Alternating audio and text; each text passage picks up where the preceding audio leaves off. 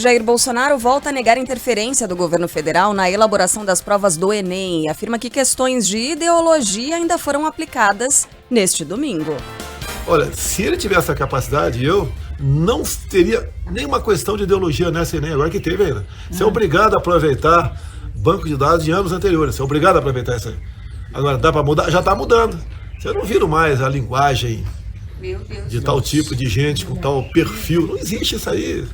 A linguagem, o que o cara faz de quatro paredes, o problema é dele, pô. Tá? Agora, não tem mais aquilo. A linguagem neutra, não sei de quê. Não tem mais. Sobre o banco de questões citado por Bolsonaro, os servidores do INEP, o órgão do Ministério da Educação responsável pela confecção da prova, afirmam que não há mais questões em número suficiente para a elaboração dos testes do próximo ano. As últimas questões adicionadas no Banco Nacional de Itens foram adicionadas em 2018, ainda no governo Temer.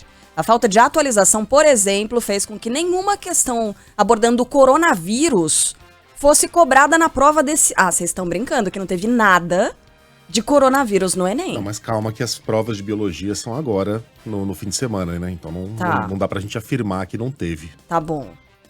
Bom, segundo o jornal O Globo, vamos dar essa... Sim, sim. Né? Vamos abrir essa possibilidade aí. Segundo o jornal O Globo, em 2020, o governo abriu um edital para selecionar professores para a elaboração de questões para o Enem. Os selecionados foram treinados, mas ainda não começaram a redigir as perguntas, o que suscita dúvidas dos técnicos quanto ao tempo hábil para a elaboração correta das questões e da prova do próximo ano. Bom, vamos lá. Primeiro, vamos ceder aqui um pouco no discurso ao presidente. De fato, quando a gente vê provas históricas do Enem, a gente encontra vários autores mais identificados com a esquerda. Tem muito Foucault, tem... O que teve esse ano também? Enfim, o que não faltam são autores que se identificam com a esquerda. E a gente não vê o mesmo número de autores clássicos da direita. Você não vê um Chesterton, você não vê um Mises, você não vê um Adam Smith, eventualmente um Adam Smith. Mas você não vê um Roger Scruton, um grande número de autores de direita sendo utilizados nas questões. Então, o ensino brasileiro, historicamente, pende um pouquinho mais para a esquerda mesmo. Agora, esse é o principal problema da nossa educação? Essa é a prioridade, porque nos discursos dos nossos ministros da educação, desde Abraham Weintraub, principalmente ele, do presidente, fica parecendo que o nosso grande gargalo é esse. E não que os alunos entram e saem da escola sem aprender matemática. Isso não é por causa da ideologia, da questão, porque onde a gente encontra mais ideologia são nas escolas particulares. As escolas públicas a gente não vê doutrinação, essa papagaiada aí que defendem esses defensores mais ideológicos de Bolsonaro. Poderia haver mais autores identificados com a direita, com o conservadorismo? Poderia. Agora...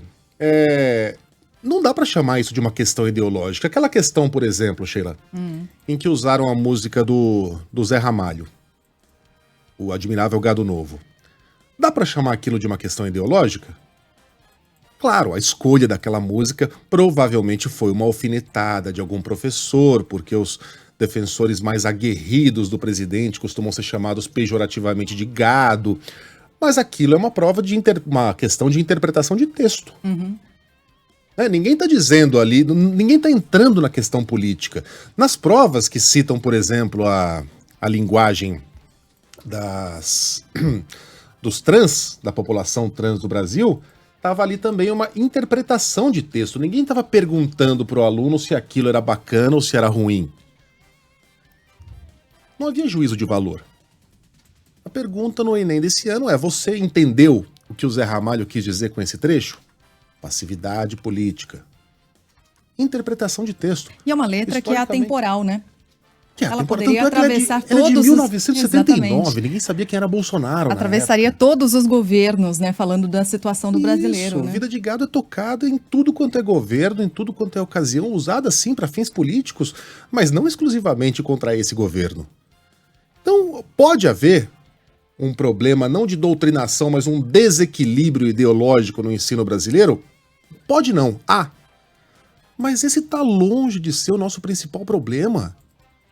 E a gente fica com essa obsessão, a doutrinação, a lacração, e esquece de fazer esses jovens aprenderem matemática, aprenderem a construir um texto coerente, a interpretar um texto simples. Eis aí o nosso gargalo. Não é por causa da doutrinação ou por causa da falta dela que todo ano no PISA o Brasil fica naquele ranking, né, que mede a qualidade da educação.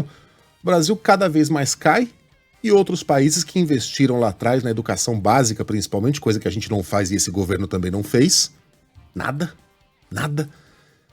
cada vez mais sobem. É isso.